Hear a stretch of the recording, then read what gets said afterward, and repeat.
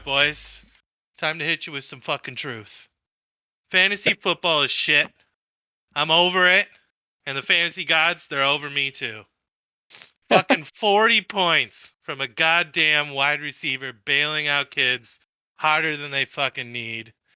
It's happening on too frequent of a basis to me last year. I shit on Lamar's tiny little legs, and that motherfucker goes for 40 points on me the only 2 weeks he does it. And it's like, I draft awesome. Watson loves me, fucking strokes my cock, makes me feel great. And then I come into the year 7 days later, and I feel like a piece of shit. Started my best lineup, and it still don't matter. So I'm just like, God damn it. Here we go. Another year where it's only points week against one, they're Brian. going to be a million. I'd say it only took 1 week to break Ren. Yep, 1 week. PPR. Yeah, and that's crazy too, because like you said, the PPR really, the points are really going to be up there. You know, that's why when Craig said Shane might break 200, I don't doubt it. The kid's freaking going to be projected 140 every week. Yeah. He'll probably choke. Let's not put Shane on. I'm not worried about it. He's Shane. He could go undefeated and he'll choke in the playoffs. Look at last year, you know. No, it was the bro's gonna get 5 or 6 wins in a row. He's gonna be 12-0, and he's never gonna get a waiver pick outside of 8 for like 7 weeks. I'm gonna laugh at him.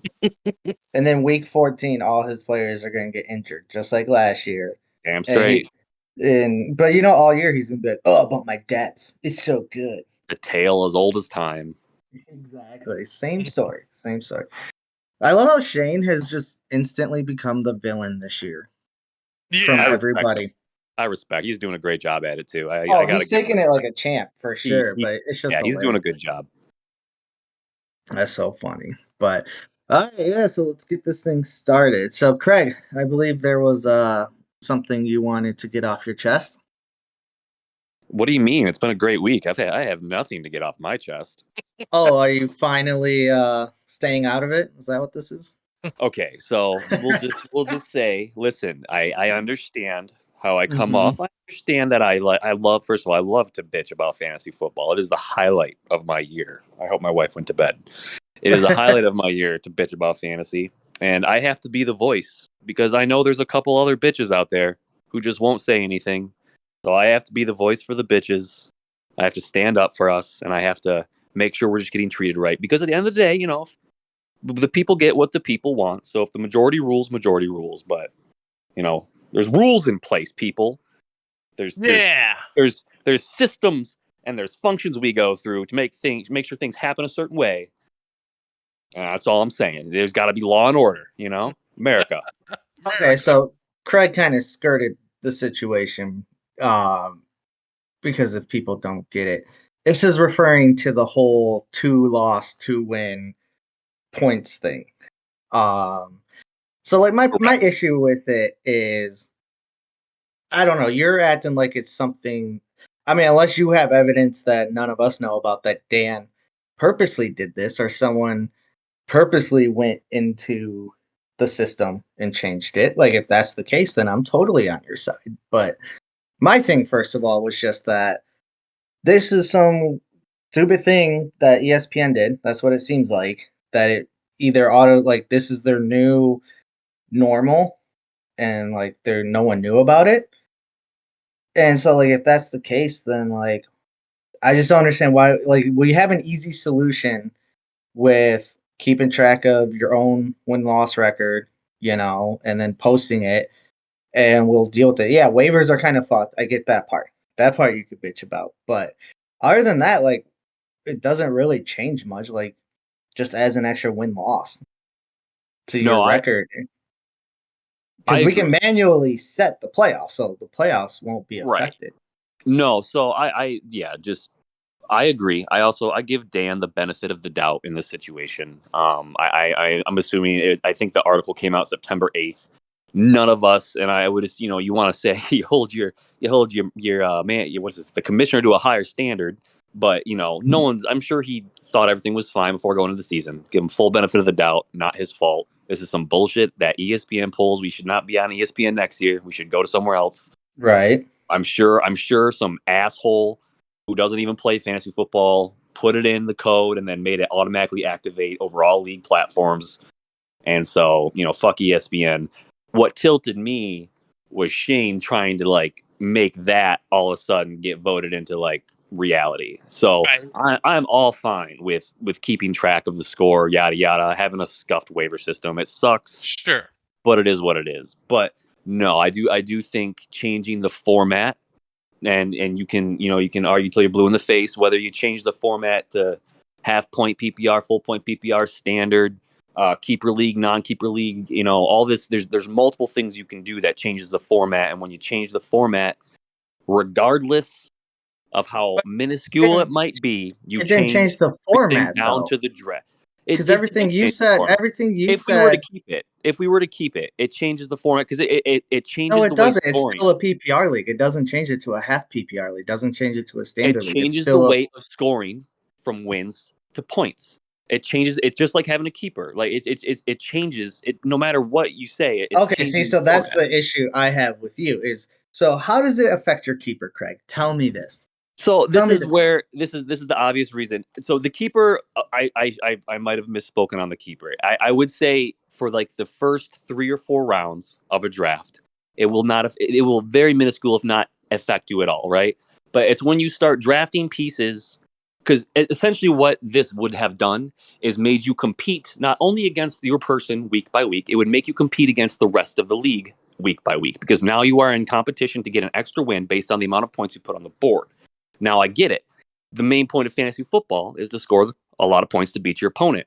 But when you're drafting and you draft, 4 or 5 starting lineups, and this would be in my scenario, there are players I took to protect my players on my starting lineup. If I had to worry about scoring the most points over everybody each week, I wouldn't have taken handcuffs. I wouldn't have done certain things. I would have done things differently.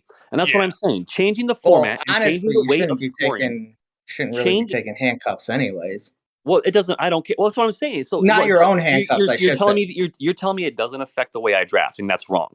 It does, because you're changing the weight of what matters, and what matters, if we were to keep it as it is and use that type of scoring, is points matter more than wins. And I think and that's a whole other conversation based on what you believe is like what you should be. And even not in this format though, points matter a lot as well. Of course, no, points I'm not do saying... matter. That's why I think it's stupid. There are multiple reasons why points matter. Like I think I put it out there. You're probably going to win your matchup if you score a lot of points. B, you're probably in contention to get $10 for that week. And C, come playoff time, the more points you scored, the more secured you're going to be when it comes to having closer wins and losses. Like there's already a multitude of benefits to having points. Why are we going to then? So and we don't need to get into that. That's just all opinion based on what you. So my my thing was, I'm not necessarily arguing with you. I was just saying there was no need for you nor Shane to get as worked up as you guys did about the whole situation. Oh, we weren't mad at you because of that. But to my point, though, I also feel like ultimately you should... I just don't understand the point of you're not drafting to score the most points every week. That's essentially what you're saying. Because every week, even in this format right now, if you don't score the most points, you are not guaranteed a win. Well, so every week you should be drafting to score the most points every single week. Let me toss you the other way of it, right? So the other way of it is drafting for consistency. You don't have to draft to score the most points every week. You're drafting because I want to score on average 110 to 120 a week, because I know the average person is maybe only going to score 140 every once in a while. Okay, so you're like, if I can just average now it'll probably be more. I'm going to win a majority of my games, and then I'm going to make the playoffs, and then I'm going to see what happens from there. But see, that's where also PPR changes, because 140 is going to be way more likely with PPR I'm not discussing than it was that. last year. No, I know, but what I'm saying though, so then what I'm going to say though is, even with this new format, if you win every single week, you have the worst. Even if you put up 90 like Craig did every week to where you're in the bottom 5, you're going to be 500. You're with 7 out of 10 teams that's going to make the playoffs. 500. It's made it every single year that we've done this. There's never been a team that's been 500 or I better. like that point, but I hate the 5 and 5. Like Yeah, that's that my makes no issue with it, sense. right? The And psyche behind we've it. I never don't like done it. it with we've never done it with 2 wins. So this is completely new. So you do not know that. You're Well, going based off an assumption. You're assuming that. Like we don't know this. Like we well, know you in know a this because regular it's never format happened. It's where never happened. well, that's because we've only played in formats where wins are what matters. You're changing the entire format. And that's what I'm saying. Like you might not change, Right, but you're acting the like first 4 my picks. point is though, you're acting like we changed it permanently. Like no matter where we go, this is the new format. That's not what happened. Like No, I'm not. I didn't act like that at all. I was like I yes, you said, are. I Like made it you're very clear. changing the format. You can't do that. Blah blah blah. It's like, dude, it's some random thing that happened, and if Shane you was drafted trying to your get it voted past. right, and Was he you not? think we're all gonna actually pass it? It Like doesn't even matter. There shouldn't even be an option. That's why I was irritated. I didn't understand it. well, And that's that's what I why mean. me and Like I Shane just were actually we and Shane were fine. We weren't actually mad at each other. well, I know you We were guys weren't both gonna like come to disgusted. blows about it, but like I said, like I guess this is where my thought process is different than yours. Is I feel like every week if you want to guarantee yourself a win, you should score the most points. Thus, you should be drafting that way, and your keeper should be that thing too. And that was the thing you said keeper, which I was like, how would that change your keeper? But Again, clarified that. I know you clarified that now.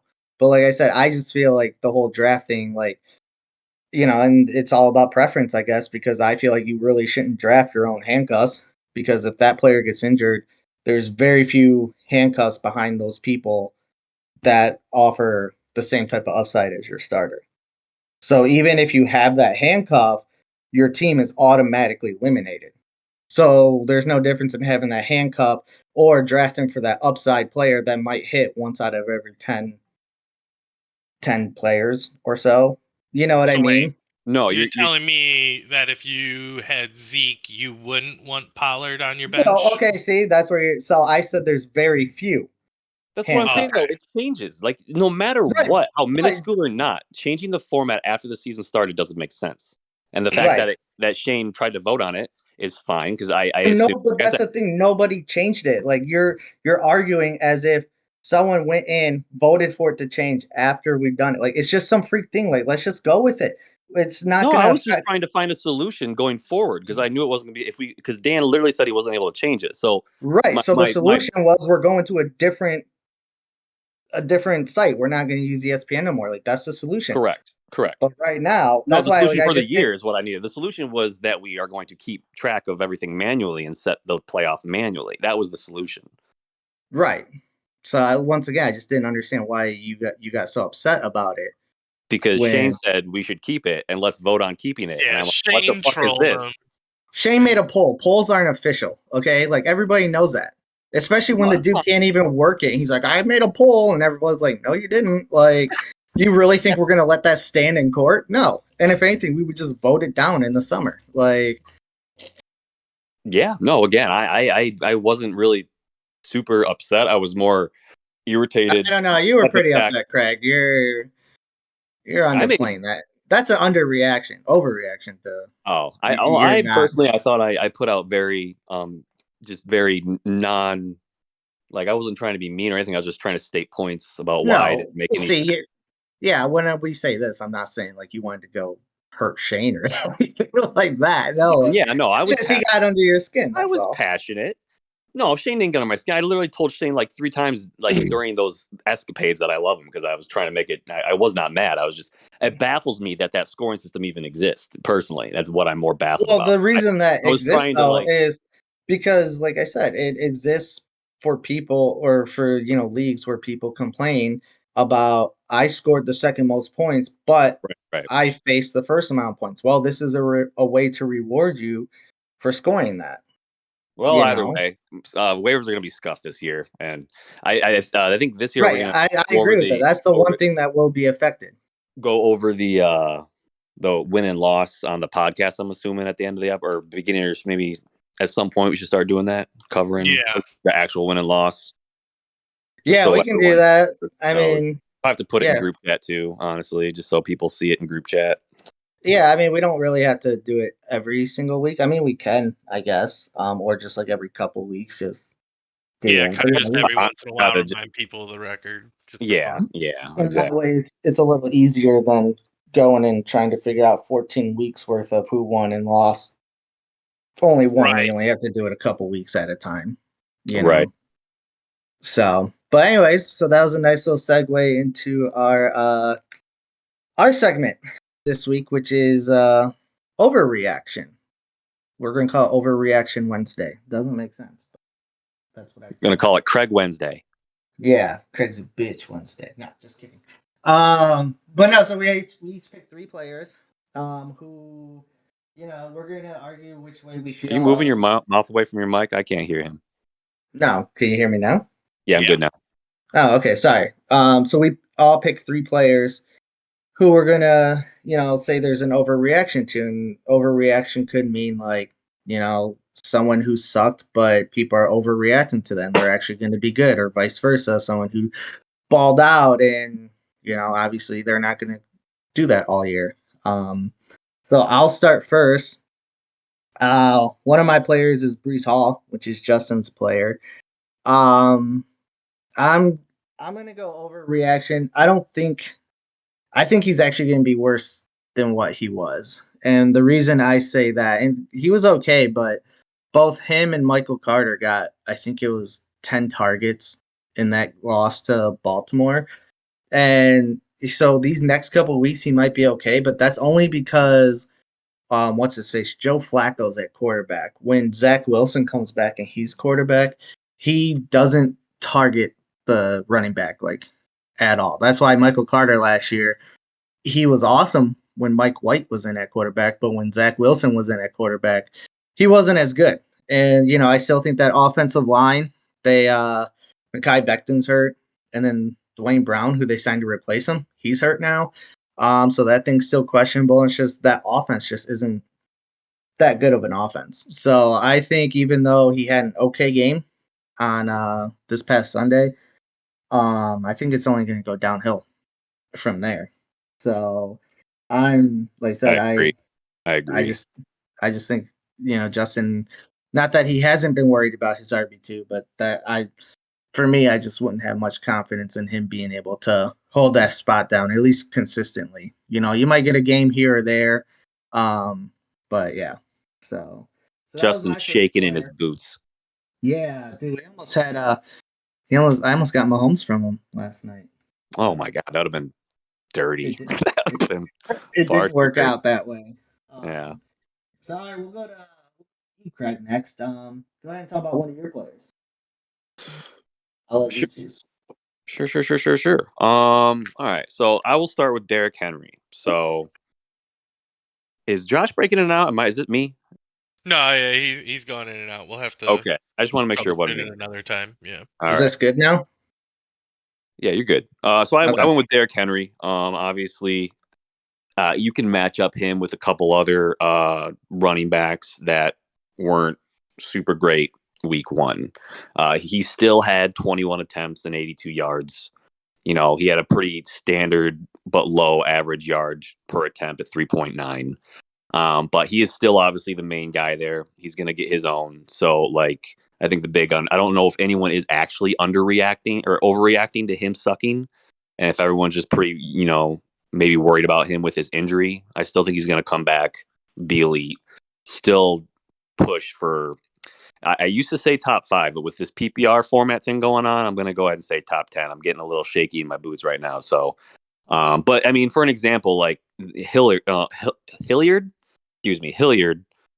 um, who ended up having 21 points. He ended up only having 2 rushing attempts with 8 yards, but he had 3 big receptions for 61 yards and 2 TDs. So that's kind of how volatile this is going to be this year, especially at Tennessee with them trying to figure out their offense. But I still think Henry gets back to shape next week and going forward, and still ends up being an amazing running back, top 5, top 10, still in that range. So even with not being a receiving back. Yeah, no, I agree with that. I mean, the one thing you do have to worry about is he's older. For a running back, obviously, I think he's like 29 or something like that. And then just coming off that injury. So those are two things, but I totally agree with you. I think top 10 is easily in the question on this offense. I mean, they don't really have anyone else right now. I mean, Traylon Burks might be a star, but I think that's not till a little later in the year if he is. So I think that's a good call. B-Man, pick one of your players and go ahead and have your reaction to him. One of the guys I have on my list for like, don't overreact, it might be okay still, is Cam Akers. Down the stretch at the end there in the playoffs, it was a lot of Cam Akers. So I know that first game of the year you saw a lot of Henderson, but that was against a Bills defense and a struggling offense for the Rams. They're still trying to figure it out without Odell, with one other wide receiver, Van Jefferson, being out. So they still got some work to do there, and I think Cam has a chance of finding his place in that offense again. Yeah, I mean, I'm on the opposite end of that for you. I am worried about Cam just I mean, I because. wouldn't start him week 2. Fair I enough. wouldn't Yeah, start and him week that's 2. Let's see what happens. I'm just saying, like, maybe don't throw him to the wolves yet. right, and that's fair because, like I said, like maybe not like drop him to the waiver wire, but Right. just have him on your bench because there's still a lot to worry about with his offensive line. The left tackle he retired. I think they lost their two of their interior offensive linemen, their two guards. And yeah, I mean, even though. And that's the thing that's a little worrisome is week 1. Yeah, it was against the Bills, who's a really good defense, but you still didn't see him. Where last year, even though he was playing good defenses in the playoffs, where he sucked, you saw him all the time. So it's a little worrisome that now week 1, you don't see him when he's already been back from the injury. He's had an off season to recover from it. So it's just for me, I'm more worried and wouldn't trust him. But I get what you're saying. You're not saying drop him and all this stuff. You're just saying wait a Thoughts couple weeks to about see how it Sean pans out. McVay mentioned, Bro, like, it was a mistake. That's it. unless he can find a way to become white, he's screwed. That's all I know. Well, and to be fair, they didn't get Allen Robinson involved at all week 1 either. So the chances of Yeah. both of those players sucking, like to say, So no, I totally get that. My next player I'm gonna do is Najee Harris. And it's kind of the same thing as Brees Hall. Now I don't think once again with Najee, I'm not saying necessarily bench him, but I just don't think it's going to be tough, I think, maybe for him to get to that top 10 status. He might be more of an RB2 than he is, an RB1. And I think his offensive line is still not the greatest. And two, I think he, if you watch that game, which I don't know how many people watched it, but if you watch that game not yesterday, Sunday, he, just they don't they're not targeting the running back as much as when Big Ben was there. And I think that's going to hurt him a lot. A lot of his value last year was getting those targets 2 yards behind the line of scrimmage and getting those points off of it. So I think there's and then he has that injury too and they say he's fine, but he walked off in a boot and stuff and he already had it lingering from the preseason, so I just don't know how long that foot can hold up or if it's just going to be a nagging injury all year where maybe he'll miss a few games as well, which will really hurt him. So yeah, I'd be a little worried about Najee Harris for sure. Yeah. Oh man. It's a tough one because it's like I love Najee. Like when he was going to be drafted, I was like, "Go get him, Steelers! Go get him, boys!" Oh, get baby. And like obviously he's a beast, great stiff arm, but definitely I think Josh is a little bit. He's on to something here. Like you got to be concerned that if that foot nags, That's it's top it, 2 talent. That's or top second, whatever, top 2 draft, whatever. yeah. But I mean, I'm trying to stay positive, but there's the obvious worries. So, at least they won didn't they win? Or did they lose? they won. At least they won their game. They At least did. their offense can move. They're not as bad as everyone I mean, it's week 1, right? So I'm hoping they're not as It bad is. as they say. I mean, it could be a defensive thing, but we'll see what happens. I am worried about Najee. Hopefully, he can show me some promise in the next couple weeks. Right. And like I said, I'm not saying bench him or anything like that. I'm just saying, He might, dude, depending, like you said, he got injured, and I'm not like everyone's all like, he's fine, he's gonna play. He's telling everyone he's gonna play. I'm like, yeah, but like, is he? Like, I Is he might gonna be Cam Akers in the playoff playing? Yeah, like now I Or gotta sit here and look if I even want to play, like if I want to stick Zeke in there, and now I gotta play my defense versus him. It's a whole thing. right. So all right, Craig, who's your second? I had AJ Dillon. So I would say the overreaction on AJ Dillon would be like I would just say it's true. So I guess be happy about him. I think everything he did is going to be sustainable. I think between him and Jones, I think Jones will have obviously, looking at the stats, Dillon had 10 rushes for 45 yards with a touchdown, 5 receptions for 46 yards. So he's got a total of 15. Jones always was out there with 8 total with 5 rushings and 3 receptions. So he's obviously getting worked into the offense. I don't think he's going to fully take over that role. I think it's going to be a situation like you see in Cleveland, where you have both versatile backs, and possibly now even in Tennessee, depending on how limited your offense is with the weapons you have. I think the overreaction of 20 points, that's crazy high for a running back. I think it's going to be relatively around there, like week to week. So I see him being just one of the top guys, even with Jones in the mix. Just the way that offense is going to have to run, the way Aaron Rodgers is going to have to move the ball to his running backs just to get down the field. It's going to be an interesting year to watch Green Bay's offense. And getting AJ Dillon in the 7th round, 8th round, I mean, that's a golden pick for Barber. So that's the overreaction is like, damn. So Yeah, one of my thoughts, was earlier was that Aaron Jones might not be the greatest pick, and it was because I thought AJ Dillon was a pretty solid guy down the stretch.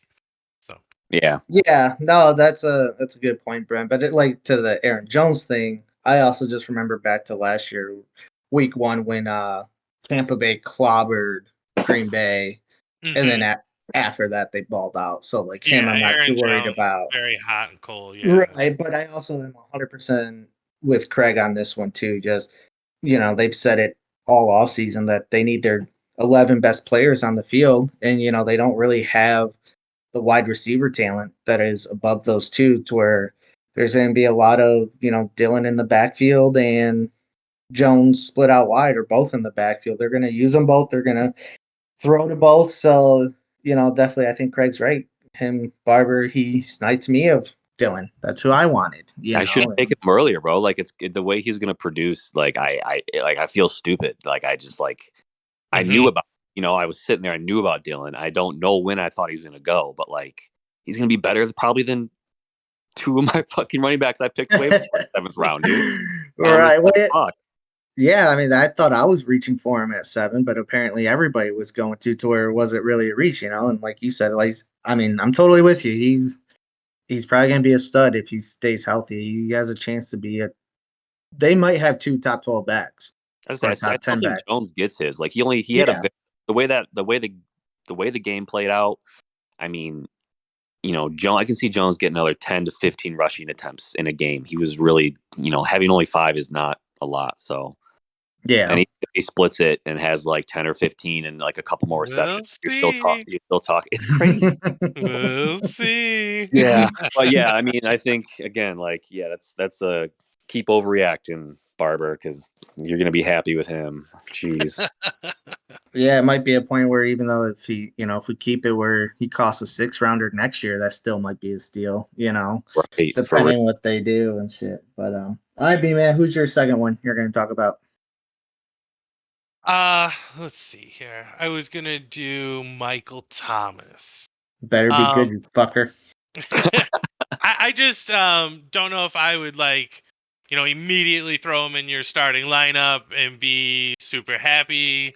I would maybe kind of look to kind of sell high right now. I mean, you could definitely hold on to him, and potentially he's that wide receiver 1 But I still think the Saints, it's like who's going to eat there. So um, I don't know if it's like put him right as your wide receiver 2 kind of guy yet.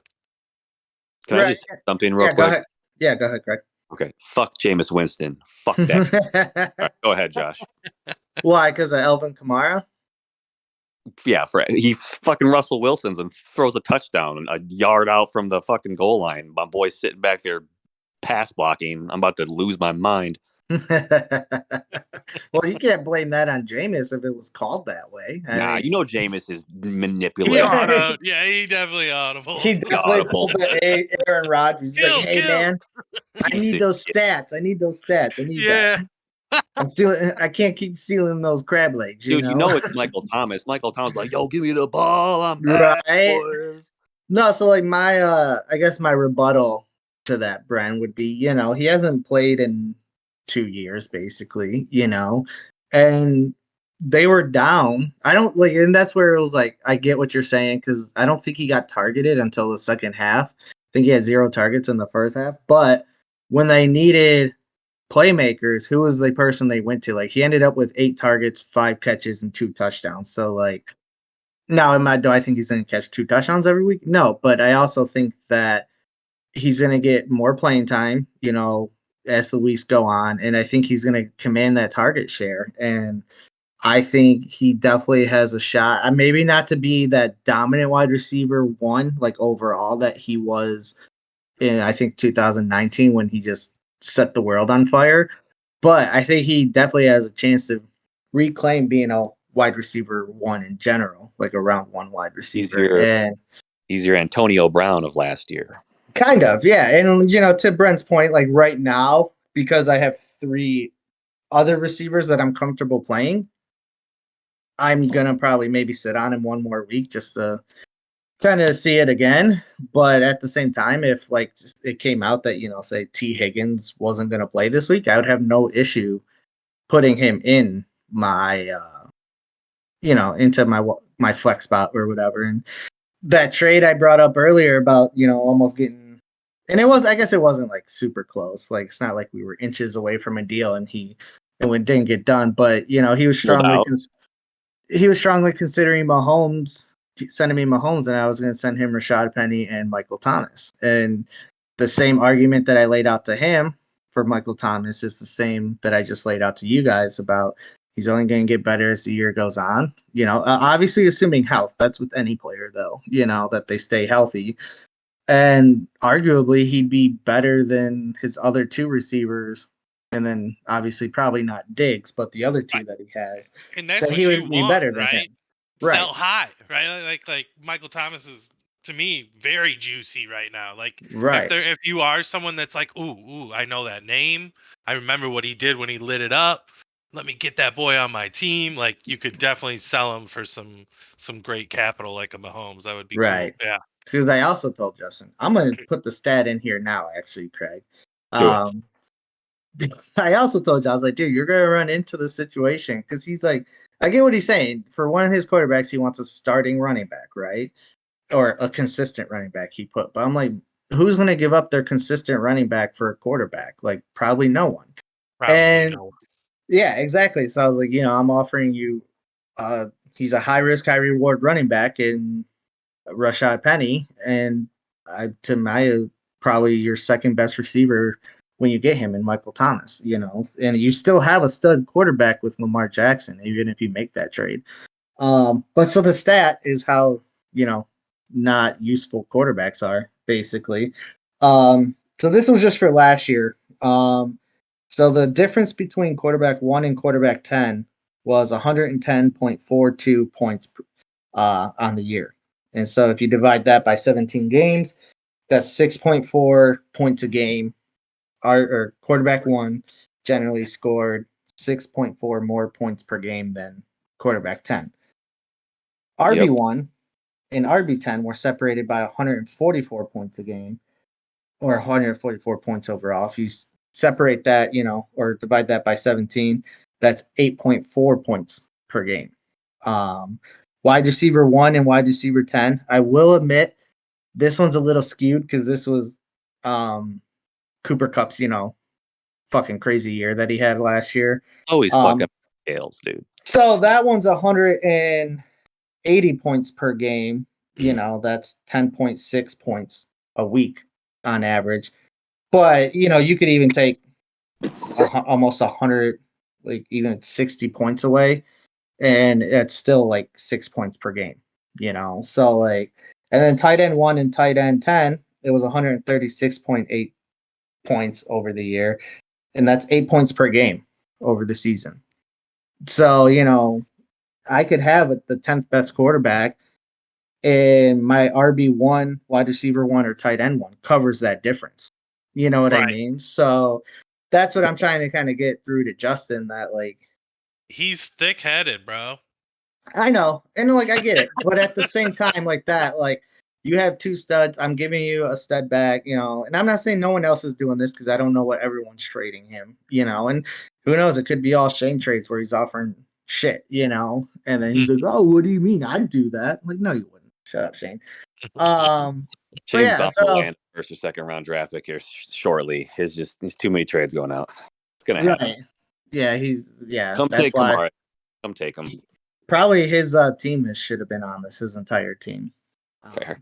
But yeah, no, so I just wanted to throw that out there before I go forward because, like I said, just Justin, listen to this. Quarterbacks aren't as valuable as you think, man. So feel free. And I told him too, I was like, one Well, they're is gonna valuable, but like you got to really package them with something because you can't straight up a quarterback. That's the problem. You just can't. right, You got to package it with something, and if you can't package it, you're not going to get your value you want from that quarterback. So right, and that's fair. So, but anyways, enough to let's keep going on. And but so yeah, my next player is going to be Mike Williams, and I know my first 2 were negative, but this one's positive. I know Dan's freaking out like he overreacts a lot, But I think Mike Williams would be fine. This is kind of what you expected from him. He's gonna have some down weeks, but he's also gonna have a couple weeks where he wins you a week, and he's in one of the most high powered offenses. That division's gonna have to score a lot.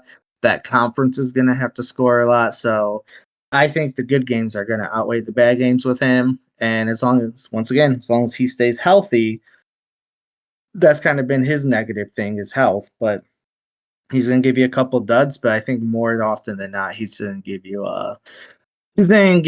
something that you're gonna be happy with. So I think, like I said, I wouldn't worry too much about him. I think his bad week people are overreacting with. yeah, he's still a stud. He'll be great. I guess on the other side a little bit, I thought that Mike Williams had a great start to last year and then fell off really hard. That's And fair. then I also just think that like they like to spread that ball around in that offense, just kind of like KC does as well. But you're still in a high-powered offense for the Bills, so it still could potentially have those few great weeks. I think they'll Right. do, where like he puts up almost 40 points, like Justin Jefferson just did for him. So Right. he's definitely still potentially great, but can you slot him in at the right time? Because his downside, his floor is that low, and I think will be that low throughout the year. But at the same time, I mean, the way I view it, which is the way I would have, and that's kind of the way I built my team, but like, especially getting Justin Jefferson, like, that's your floor player right there. Like, he's going to get you, your consistent 15 points a week, whatever, especially in PPR. And, and as his flex, I think you could do worse than Mike Williams, who can win you a week. And if he kind of bogs down a little bit, and, right now you have Keenan Allen, who's injured. Keenan Allen's only getting older, so who knows if that's going to be his calling card this year, kind of like a Adam Thielen type. No, And love Keenan. Don't do that. No, I'm just saying it's true. He is. He's already ruled out for this week, and they're playing the Chiefs. So who are they going to go to? They're going to go to Mike Williams, most likely. And to Brent, a little rebuttal to like what you're saying about last year's. Yeah, when he started, he had those like 4 weeks where he really sucked. He got injured. I think it was like week 4 or 5. He like injured his knee, and then he had like 4 or 5 weeks where he just completely sucked.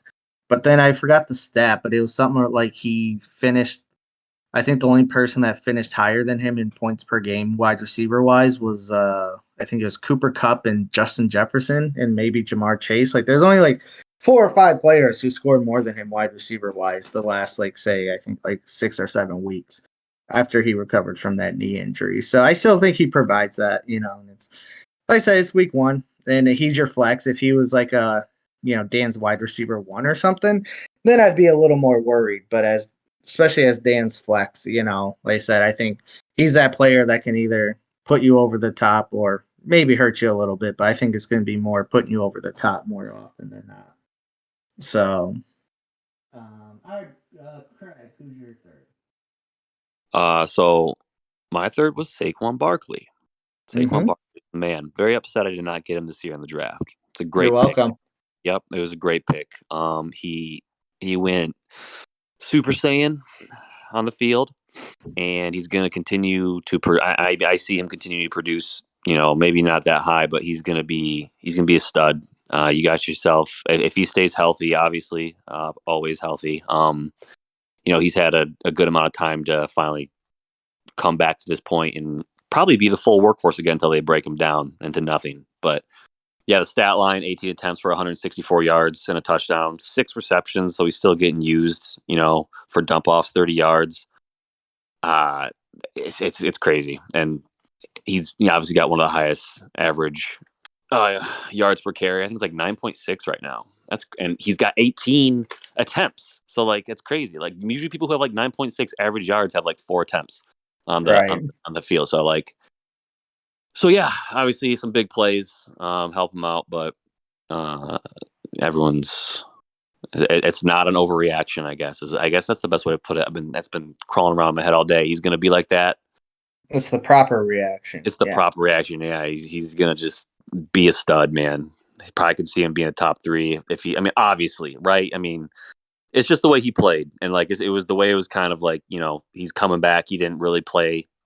Did he ended up playing last year or not a whole lot? Right, just a couple games. I can't even remember. Did he end up playing last year? Saquon Barkley. He played like a game or I think he like 2 or 3 games, and then like the third game or whatever, he stepped on someone's freaking leg or foot and fucked up his ankle. Okay, he was in and out all year. Yeah. Yeah. So I mean, he's finally got a full season under him to get better. So yeah, I don't know. I see a lot going for him. So I wanted him. So that's probably another reason why I like him so much. But yeah, amazing. Saquon Barkley. Yeah. And he's on the last year of his contract, so this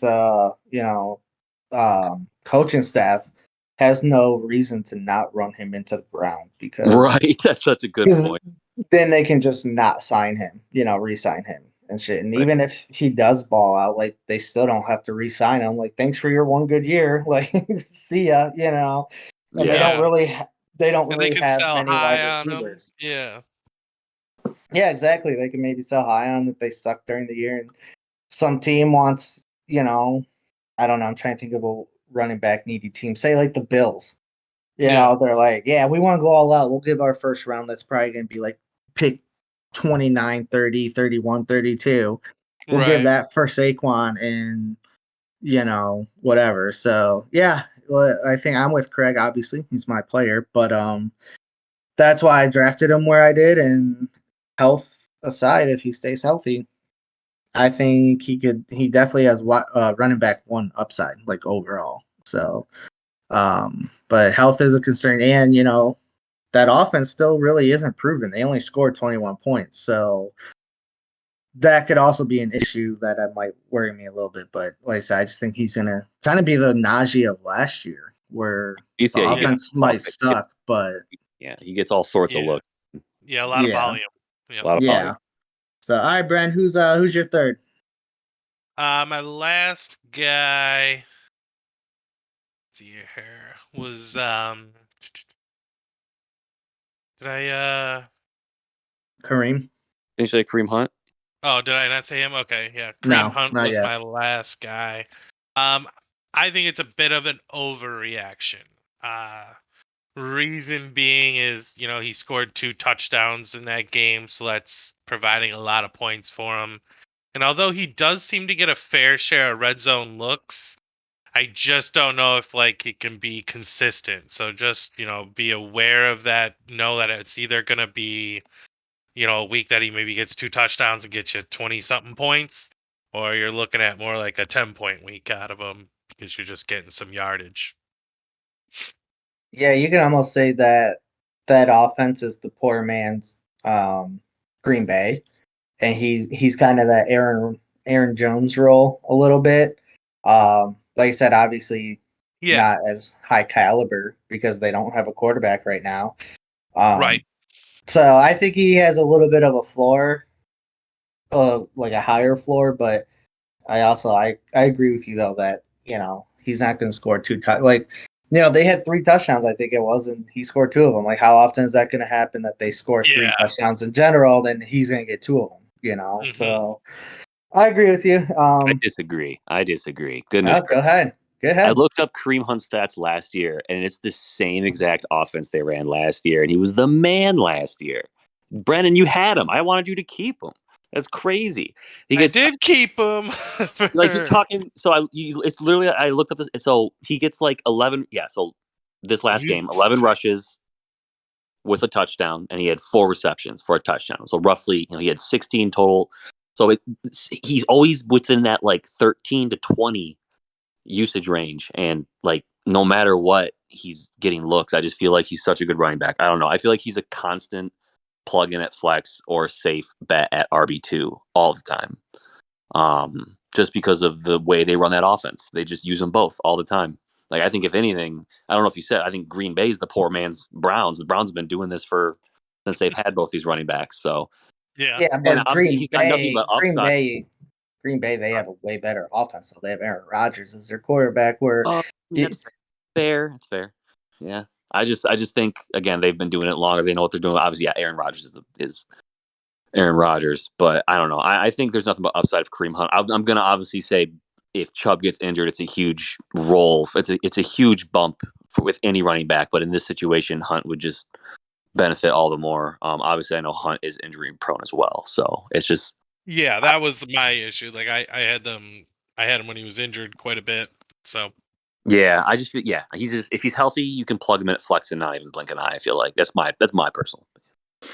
Yeah, I mean, I guess my thing would just be how much do you have to depend on him in your fantasy lineup? You know what I mean? Like if yeah, he's your only RB2, that would worry me a little bit. But if he's someone you can put in your RB2, like he's a great backup option for a few weeks. But good flex uh, option if you need him, kind yeah, of thing. Yeah, exactly. Like especially when bye weeks hit and stuff like that. I just don't know.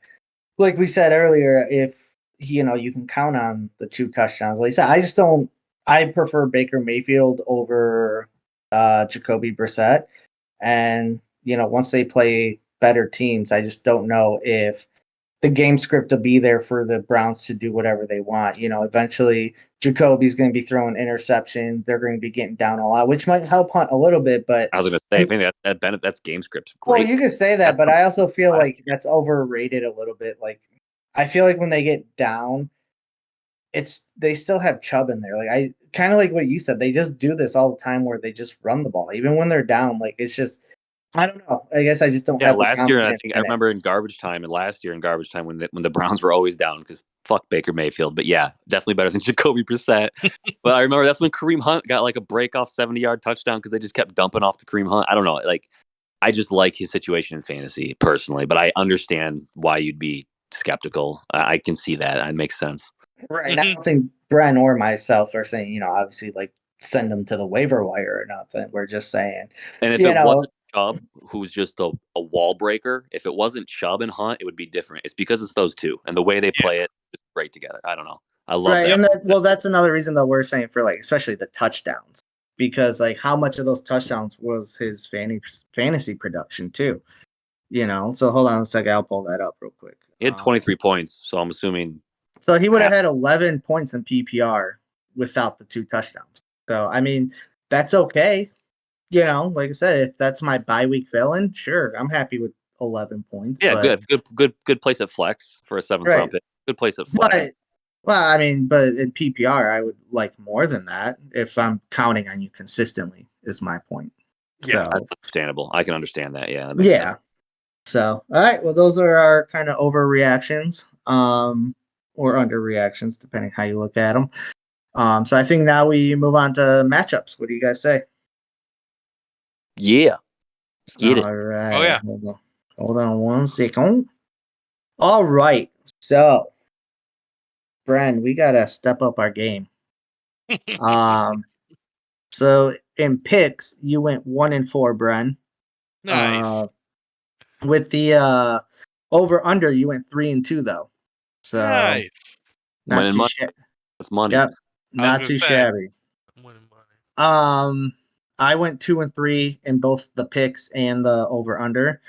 And Craig, you went 4-1 in both the picks and over under. Um, Ike in his picks went 2-3 as well. So that's how that works out. All right, so week 2, we're gonna start with Mac versus Dan. So Mac is right now currently. Hold on 1 second. I lost my place. Okay, Mac is he's scheduled to do 124.3. Dan 131.3. So their total is 256, 255.9. So Bren, who do you have in this matchup? Which one are we doing? Mac versus Dan. Mac versus Dan. Oof, I can't pick Dan. Fuck Dan. Fucking so upset with him. And I love Max like wide receivers, the Cooper Cup, Devontae Adams. Yeah, He could literally get 30 points apiece from those guys going forward. Obviously, his running back situation is where my concerns are. But he could potentially work something out there. So, like, if Kareem Hunt continues what he's doing, he maybe slots him in as RB2 and takes David Montgomery out when he has bad matchups or something. I don't know, but he definitely could get a lot of points right from those wide receivers. Pull out a win. right. Yeah. Craig, who are you taking? Yeah, this is a really hard one because the Chargers at Kansas City is going to be a lot of points. So like you got to think Mike Williams is going to get his going into week 2, coming off a dud. But man, I really like Max. I really like Max matchups. I think Montgomery at Green Bay. I think Green Bay and Chicago are going to be crazy. Obviously, everyone thinks Green Bay should smoke them, but like, oh man, I'm just going to say this one thing. So, shout out to obvious reactions of Justin Jefferson being an obvious number 1 overall pick. Amazing. Yeah, he's right up there. That's fucking crazy. And fuck Shane for having all 3 of his McCaffrey guys and Taylor. amazing. Yeah. I don't know, man. This is a hard one. I'm gonna go ahead and go with Mac. I think Mac's gonna pull this off. Oof. All I like right. Mac, but boy, is it hard to go against some of those things on Dan's. So I want to throw this out there real quick before I make my pick.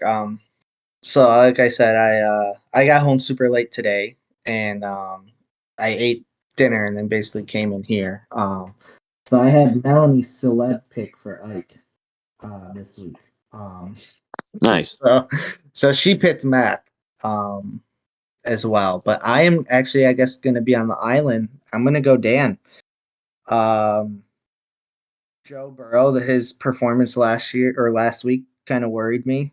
No, I, don't overreact, dude. Don't I overreact. said I said kind of, but I think it I don't want to say like I would have picked Hurts either way. Like I was there at that game, the Lions versus the Eagles, and Hurts looked good, man, with his legs and his arm. Like he still had some accuracy issues, but it wasn't like him and that AJ Brown and him stacked that's gonna be killer this year. And especially in fantasy. Lions are a bad defense. Well, yeah, but so is Minnesota. So Whoa! How dare you? so Dude. so I think that's gonna be killer. I like Dan's running backs. Now it is closer than I think some might think, but I like Dan's running backs better. I think Jefferson and Brown could keep up with Cup. Like I think Jefferson and Cup are almost equal, honestly. And I think AJ Yeah. Brown is close enough to Adams. Honestly, with the way Knox played against in the week 1, him and Henry are pretty much the same. I would, and so to me, maybe the tiebreaker would be the quarterbacks and the flex, and I like Mike Williams over Kareem Hunt. So I'm going Dan in this one. The Chargers Uh, City game worries me. Now, I yeah. know, Max said he didn't get any of the quarterbacks that he wanted, but yeah, he definitely could have went out and did some work at tight end, Well, possibly. no, I don't think he was talking about quarterbacks because he said I put in 4 waivers. I doubt he put in 4 Oh, he said waivers he for didn't get I any thought he put quarterbacks. in 4 for quarterbacks. No, and I'm didn't pretty get sure he would. any. I'm pretty sure he meant just in general. He put 4 waivers in general and Okay. didn't get any of them. I could be wrong. So Mac, if I'm wrong and you did mean you put in a waiver for 4 quarterbacks, considering none was taken in Something's the what? Mac, if you're listening, get rid of that tight end. yeah, that was a questionable pick. And he has Jacoby Myers on the bench too. So once again, I don't know why you double up with New England's offense. Yeah. But yeah, so I'm going that. What are you guys doing for the over under? Are you doing one of the guys, or are you doing the total? So Mac is 124.3, Dan is 131.3, and the total is 255.9. I'm going over the total.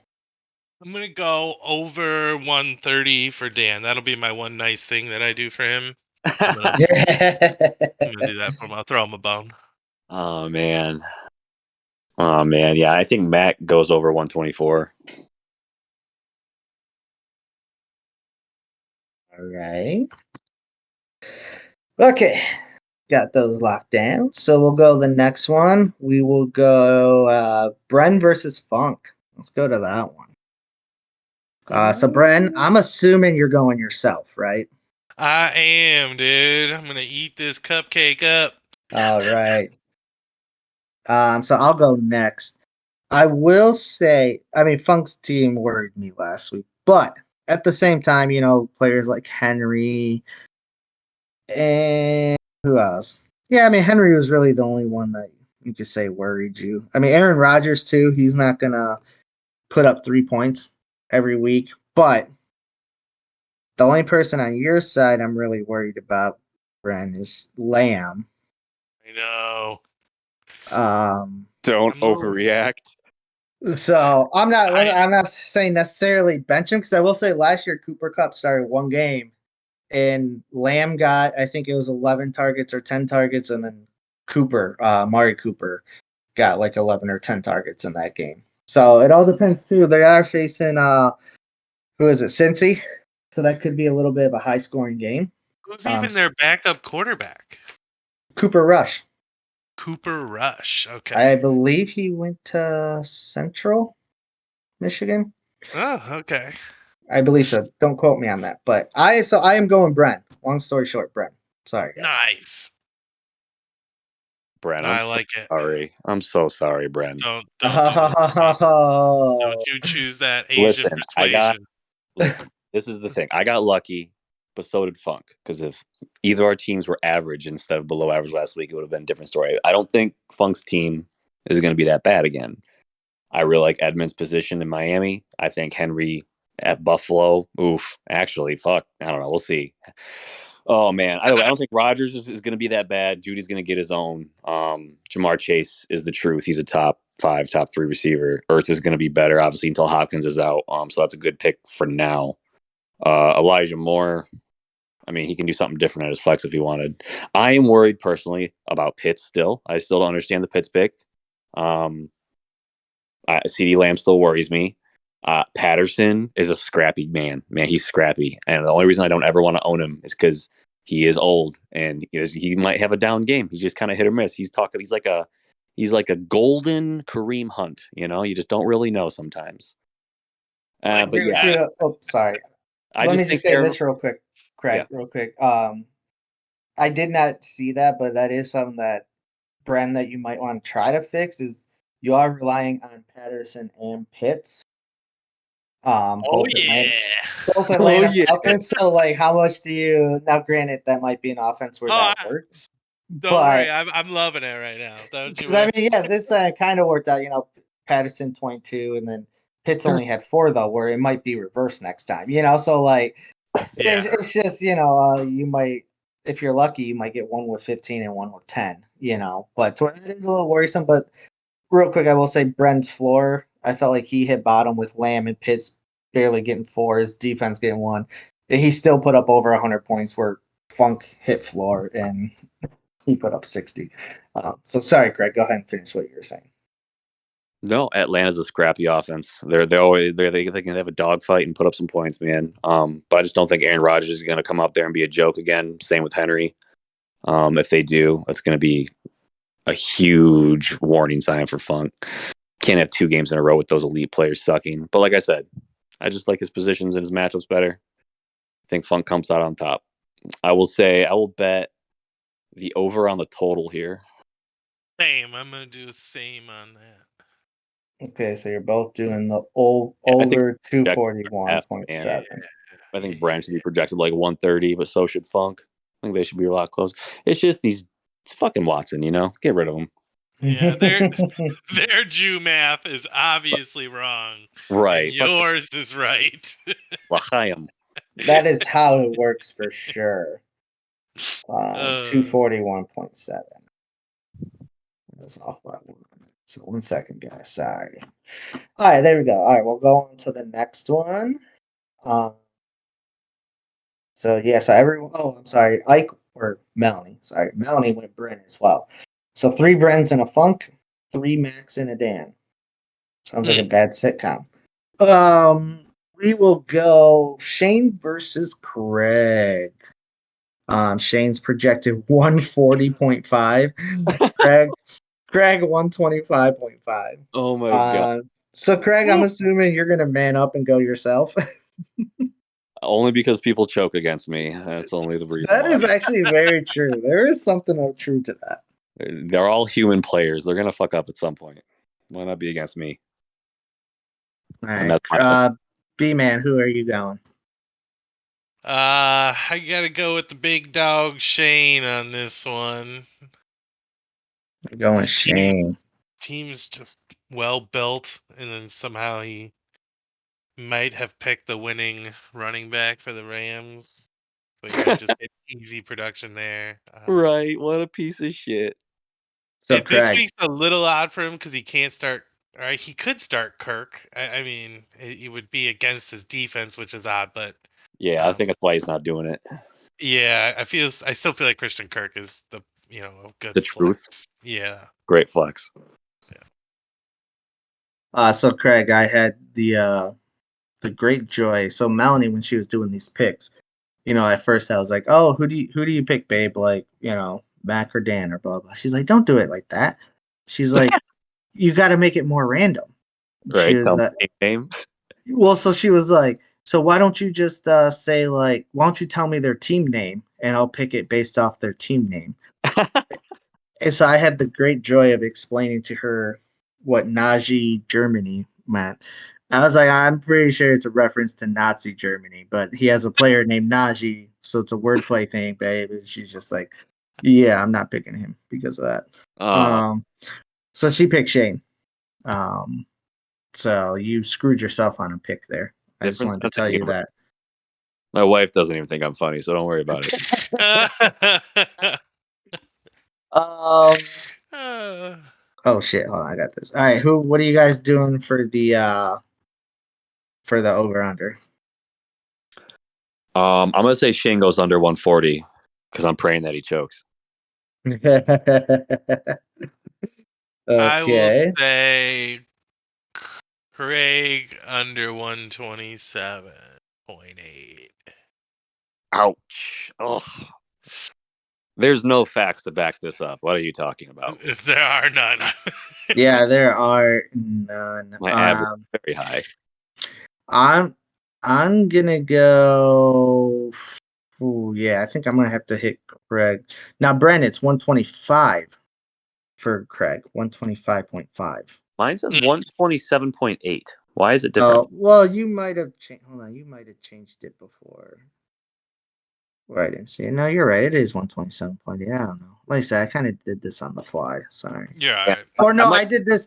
I did this part. I think on Tuesday before waivers.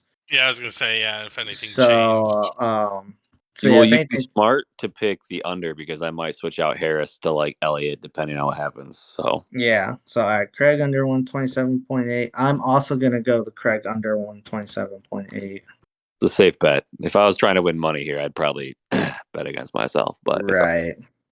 All right, Barber versus Justin.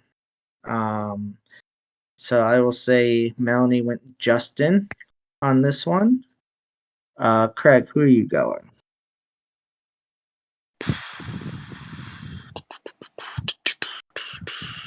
well, I was I was surprised with how much Tyreek Hill was being utilized in that offense.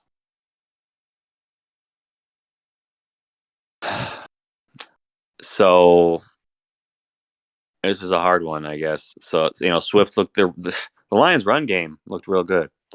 That was fun to watch. Whether it's, against Philadelphia too. This is just my thought process. I'm gonna go with I'm gonna go with Justin. So the Waddle and the Hill be a toss up either way. I like Hawkinson's situation a little bit more right now. I guess it depends if what's his face on Baltimore comes back and plays the running back. God damn, I can't think of his name. Either way, I'll J.K. take Dobbins.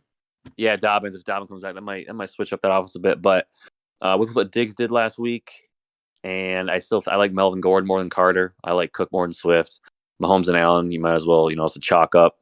DJ Moore and Thielen, talk about one's young inconsistency, one's old inconsistency. Well, I guess Thielen, at least Thielen can catch a touchdown pretty easy, but you're still kind of hoping for it. So, yeah, I like Justin's situation a little bit better. I like his matchups, like his players. That's about why. That's about it. Okay. I am. This is a tough one. I actually think I'm gonna have to go Barber on this one. I just think. They both kind of have shitty RB2s. Honestly, like where one's weak, the other is good, but it's for both ways. Like they each have weaknesses where the other's good and vice versa. Like, so it could go either way. I'm just gonna go Barber with Josh Allen. I don't think Andrews would be as bad as he was. He got 40 from Mahomes last week. Justin did. I don't know. Not saying Mahomes is gonna suck, but even if he gets closer to 30, that hurts. So yeah, I'm gonna go Barber on this one. B-Man, who you got? I'm also gonna go Barber. I just like his setup for this week a little bit more. I think he's got the right lineup going this week. Whereas last week, his team could have scored more points if he would have started the right boys. He wanted me to let us know that we all fucked up because we all didn't pick him, and then he won. He literally called me before the podcast, be like, "Hey, give me a shout out." I'll, Nice. All right, so we got you went Barber, right? Because you cut out on my end when you said the name. That's Barber, Yes. right? Yep. Okay. Yep. Yep. So we got two Barber and two Justin. So Barber right now, as I'm seeing it, is 120.6. Justin 126.2. That brings the total to 246.8. I'm gonna go Barber over 120.6. Same. I'll take the total. Going over. I'm sorry. I was about to say which way, you dummy. Going right. Going right. Total going right. All right, you said you're going total, which was 246.8. All right. All right, so the next matchup will be myself versus Nate. Craig, go ahead with that one. Oh man, you don't even have a quarterback. How are we gonna do the over under? That's gonna eat. So for the over under, I just put myself at 15 points for my quarterback projection. Okay, for sure. That's fair. Um, That works. So because I have some things in the works. We'll see how they pan out. That's why I don't have a quarterback yet. So right now, me and Nate are both at 123.3 with the 15 points, obviously.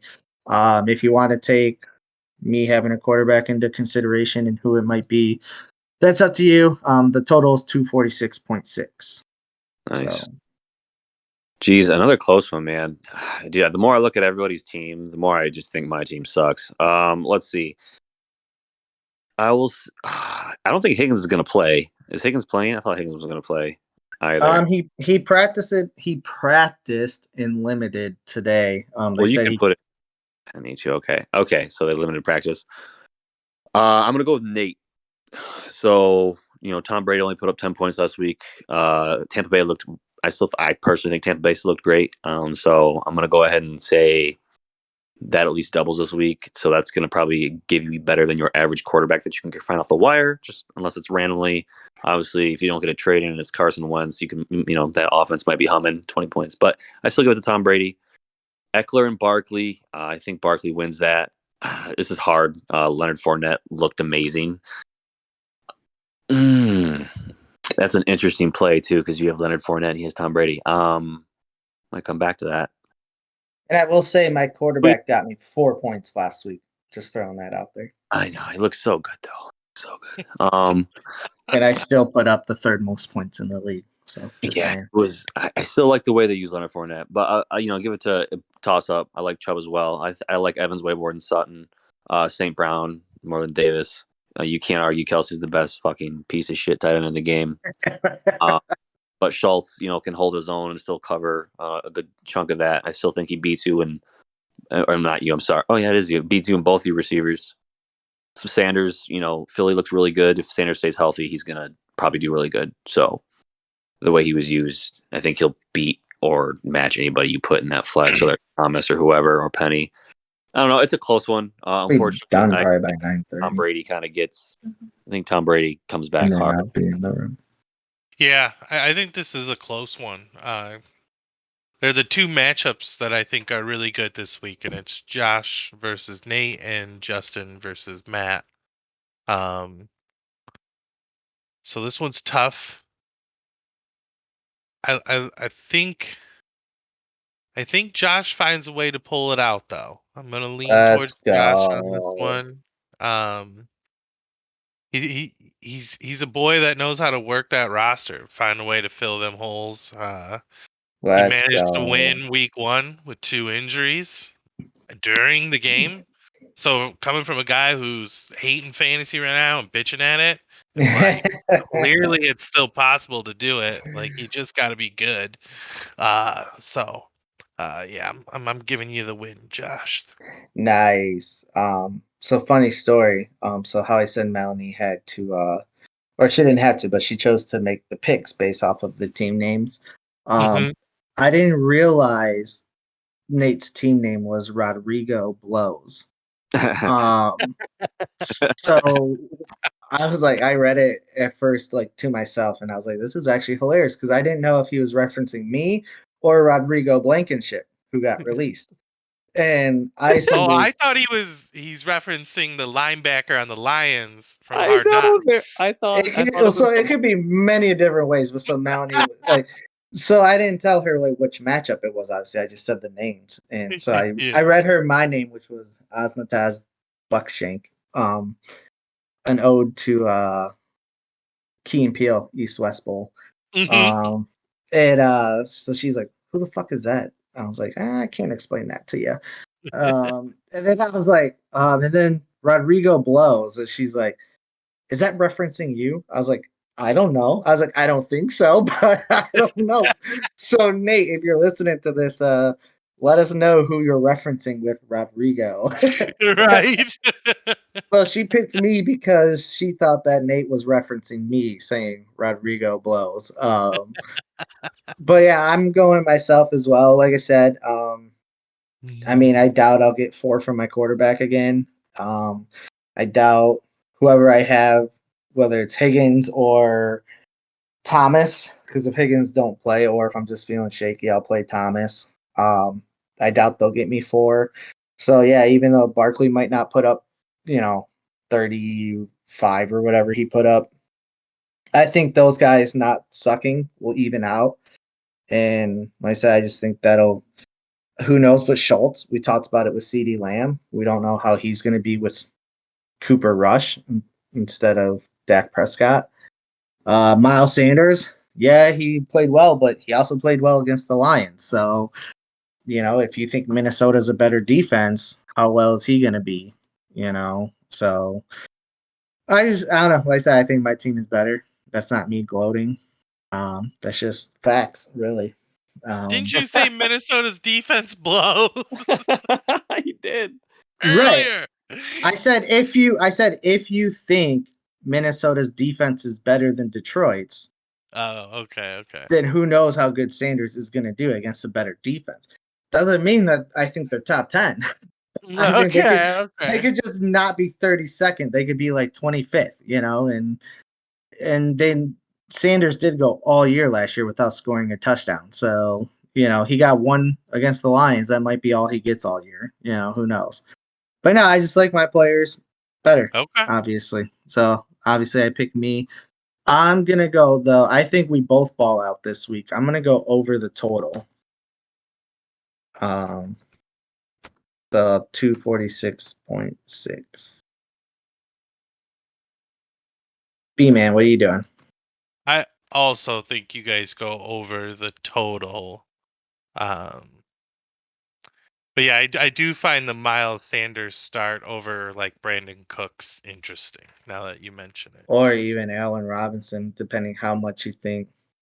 There's a yeah, I play. mean, depending on how much upside you think is there, and Right, this exactly. is your flex. But I mean, Brandon Cooks, just looking at like the volume he had a lot of targets, a lot of receptions. If he gets a little more yards, Well, you're to be looking at. fair, Nate did want to trade Brandon Cooks before the draft even happened. So he just doesn't like his keeper. There's a play I think he should do. There's a play I think he should do, but I can't say it obviously because I don't want him Yeah. to do Don't it. no secrets for him like that. Don't help him. Yeah. No So, help. all right, Craig, what are you doing? Nate over 122. Oh, I think I saw the play, Josh. I think I saw it. No, you didn't. Yeah. What is it? No, I gotta know. God damn. It rhymes with Don't do it. Pames. Oh my God. Robinson. I fucking hate you, Brent. I fucking hate you, That's dude. hilarious. Oh my God, I hate you. If he does that, and he wins, I'm gonna punch you straight in the dick. I just want you to know that. Can you imagine those pan out? He's gonna be big, dude. He's gonna be big. Mm-hmm. Dude, that might be an AJ Dillon type steal of the draft. Yeah, very true. I mean, it's very possible that both him and ETN are really good, but if the same type of stuff pans out like it did this past week, so you gotta think Jacksonville was down a lot of the game, and ETN didn't do that good.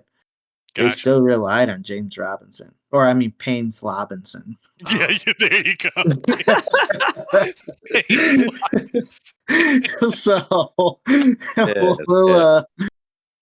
we'll see, but yeah, that's another one that could be just sneaky flex or something, But yeah, so all right, that's the pod, boys. Anything else before we skedaddle? Nope, I don't think so. Yeah, I'm good. I did hear like